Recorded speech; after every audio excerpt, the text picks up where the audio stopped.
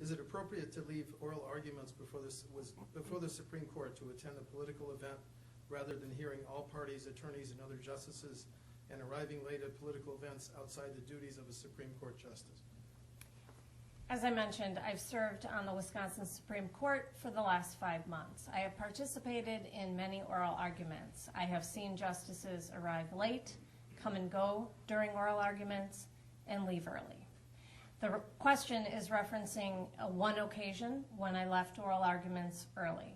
I, like my colleagues, try to avoid this if at all possible. But there are occasions when there are scheduling conflicts.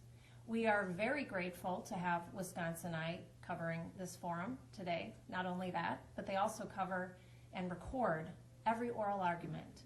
So I made sure before I left a few minutes early that all of my questions were answered, and I later watched the rest of the oral argument on videotape. So I missed absolutely nothing. Judge Kloppenberg, your response? Yes, there's nothing routine about leaving oral argument, in this case 23 minutes early, It's not true. for a non-emergency reason.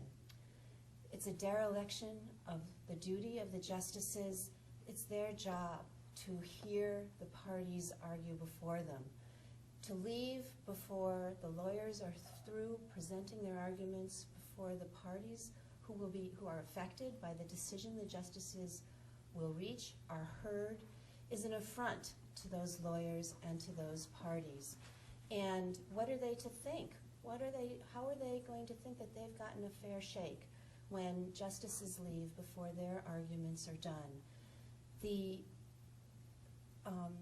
other part of this is that this justice left to make a campaign presentation at Wisconsin Manufacturers and Commerce, which is a big special interest group